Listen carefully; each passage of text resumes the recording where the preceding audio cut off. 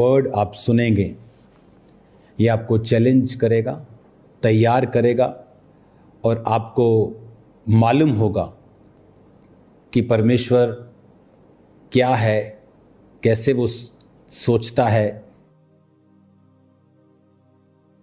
उसकी नेचर क्या है। इसीलिए परमेश्वर ने अपने वचन को हमें दिया है, स्टोरीज हमें दी हैं। इन स्टोरीज से हमें क्या मिलता है? एक स्टोरी जो 5000 साल पुरानी है, एक स्टोरी 2000 साल पुरानी है। ये मैं इतने हज़ारों साल पुरानी स्टोरीज क्यों पढ़ूं? आज मैं नए युग का हूं, टेक्नोलॉजीज चेंज हो रही हैं, दुनिया बदल चुकी है, रीति रिवाज बदल चुके हैं, तो मैं ये 4-5 हज़ार साल पुरानी चीज़ें क्यों पढ़ूं? हम ये इवेंट्स नहीं पढ़ रहे हैं, हम एक्चुअल में पढ़ रहे हैं कि परमेश्वर ने किस चीज़ पर क्या रिएक्शन दिया, वो कैसे सोचता है, उसे क्या पसंद और क्या नापसंद है। रीति रिवाज बदल सकते हैं, आपका देश बदल सकता है, मौसम बदल सकते हैं, आपके आसपास के लोग बदल सकते हैं, ज़िंदगी आपकी बदल सकती है, लेकिन परमेश्वर कभी बदलता नहीं। वो आज के युग के लिए बदल नहीं गया कि चलो युग चेंज हो गया, अब मैं थोड़ा सा तो मेरा तरीका चेंज हो गया। वो परमेश्वर कहता मैं युगानुयुग एक सा रहने वाला परमेश्वर हूँ। टेक्नोलॉजी इससे 100 टाइम मोर एडवांस भी आ जाएगी तो भी वो उसका वचन बदलने वाला नहीं है। इन स्टोरीज से हमें ये मालूम होता है कि परमेश्वर के हार्ट में क्या है। आज हम द रिवॉर्ड ऑफ सेक्रीफाइस इस टाइटल को पढ़ेंगे कि सेक्रीफाइस का रिवॉर्ड क्या है। आप जानते हैं कि परमेश्वर की सोच को आप बदल सकते हैं, आप परमेश्वर की सोच को अपने लिए चेंज कर सकते हैं। मैंने बाइबल में परमेश्वर की सोच को बदलते हुए देखा है। एक औरत जो प्रभु के पास आई, उसकी बेटी की हीलिंग के लिए प्रभु ने कहा मैं लड़कों की रोटी कुत्तों को नहीं डालता, अभी मैं सिर्फ इज़राइल के पास भेजा गया हूँ, समय आएगा। लेकिन बाइबल कहती उसने कहा मुझे अपने घर का कुत्ता ही समझ ले, कुत्ते वही चूर चार खाते जो तेरी बालकों की मेज से गिरता है। जीसस ने कहा तेरी बेटी को दुष्ट आत्मा छोड़ के जा चुका है। उसने चेंज कर दिया परमेश्वर के माइंड को। आज जब हम बात करते हैं उत्पत्ति 8 उसकी 20 आयत में, तब नूह ने यहोवा के लिए एक वेदी बनाई और शुद्ध पशुओं और शुद्ध पक्षियों में से कुछ कुछ लेकर वेदी पर होम बलि चढ़ाया।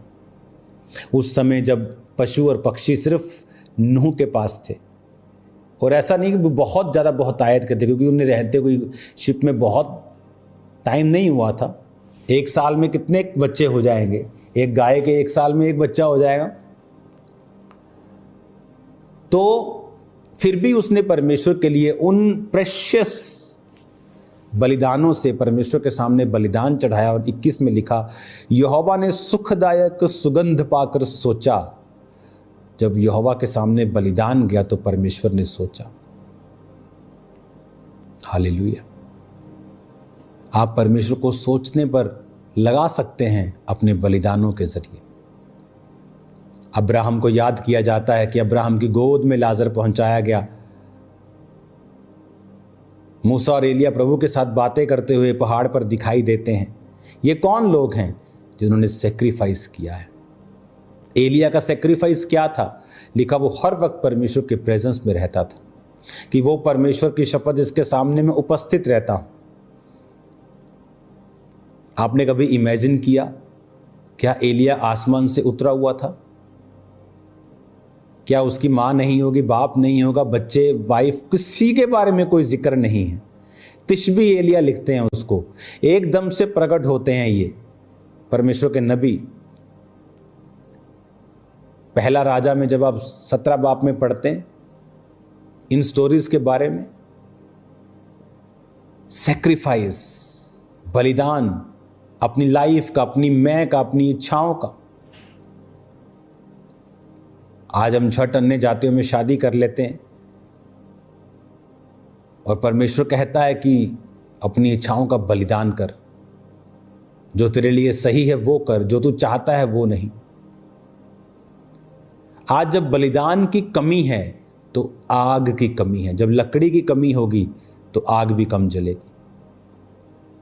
आज खुदा की ओर देखकर हम सोचते हैं कि कोई बात नहीं, खुदा एक दिन ये करेगा। खुदा एक दिन कुछ नहीं करेगा, जब तक आप नहीं हिलेंगे वो नहीं हिलेगा। बलिदान परमेश्वर को मूव करते हैं, उसको हिलाते हैं। इसलिए परमेश्वर इजराइलियों पर गुस्सा हुआ कि जब दूसरा अन्य जाति राजा ने अपने बेटे को कुर्बान कर दिया। वो उस सेक्रीफाइस की कीमत को समझता और इजरायली नहीं समझते। इसीलिए परमेश्वर ने सेक्रीफाइस की कीमत को समझाया। जब परमेश्वर ने अब्राहम को कहा कि अपने इकलौते बेटे इसहाक को कुर्बान कर, कुर्बानी देने वक्त परमेश्वर ने कहा, अब्राहम मैं जान गया हूं, इसे रोक ले, लेकिन अब मैं जान गया हूं कि तूने अपने इकलौते बेटे को कुर्बान मेरे लिए कर दिया। मैं जान गया हूं कि तू मुझसे प्यार करता है। आज क्या कुर्बानी है परमेश्वर के लिए लोगों की? चर्च पर समय पे नहीं आना, अपने टाइथ को ना देना, ऑफरिंग्स को ना बोना, प्रार्थना ना करना। कोई बलिदान नहीं है हमारा परमेश्वर के लिए। कितने लोग हैं जो घर से उठकर जाते हैं, चलो आज सुसमाचार टीम का हिस्सा बनते हैं, चलो आज। ये किस चीज़ के लिए है? ये आप लोगों के लिए है, ताकि आप बलिदान चढ़ाएं परमेश्वर के सामने। कभी समय का बलिदान, इच्छा का बलिदान, पैसों का बलिदान, प्रार्थना का बलिदान, फास्टिंग, अपनी भूख का बलिदान। क्या है ये? क्योंकि जो बलिदान जो चढ़ाते हैं परमेश्वर उनको देखता है।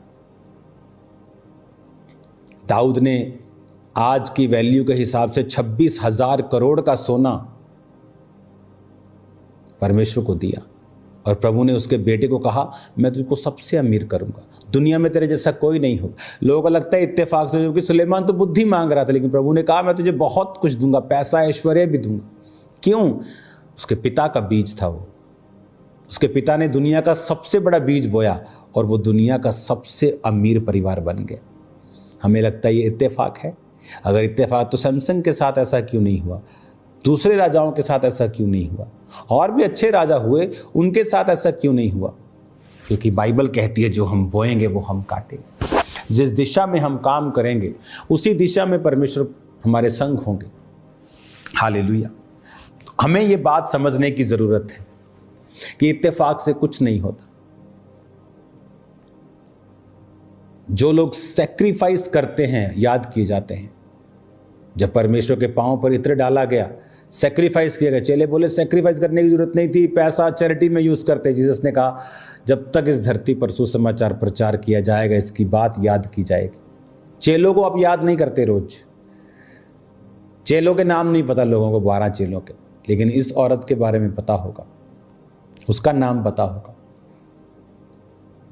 हालेलुया। आज मरियम को तो सब जानते हैं क्योंकि उसने एक सैक्रिफाइस किया। जीसस के पांव पर उंडेला गया सैक्रिफाइस। बहुत से लोग होते हैं, एक कैंसर की दवाई की खोज करने वाला क्रिश्चियन था, एक होता है कैंसर का डॉक्टर, एक होता है कि उससे भी ऊपर की एक खोज चल रही है किसी मेडिसिन की, बहुत हाई लेवल का वो डॉक्टर था। परमेश्वर ने उसको दर्शन देने स्टार्ट किए। दर्शनों में वो अपने आप को सेवा करता हुआ देखने लगा। अब उसे था कि मैं इतना बड़ा डॉक्टर हूं तो क्या सेवा के लिए मेरी इतनी सालों की पढ़ाई, कि पहले मैंने 12 की मेडिकल की, फिर टेस्ट दिया, फिर MBBS, फिर उसके बाद MD, फिर उसके बाद 2-4 और चीज़ें और करके फिर वो उस जगह पे पहुंचा था। लेकिन उसने बलिदान किया, सेवा शुरू की।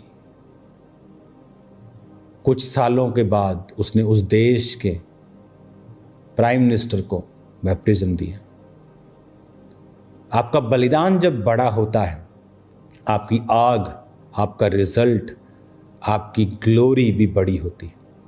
जब लकड़ी कमरा भर के जलाएंगे तो उसकी आग मोहल्ला पूरा देखेगा। जब लकड़ी 2 इंच की जलाएंगे तो एक बंदा भी उससे आग सेक नहीं पाएगा। आज बलिदान छोटू सा है, ना पैसों का, ना जीवन का, ना इच्छाओं का, ना प्रेयर का, ना फास्टिंग का। हर टाइम फोन, हर टाइम व्यभिचार, हर टाइम रील्स, हर समय सब तरह का गार्बेज।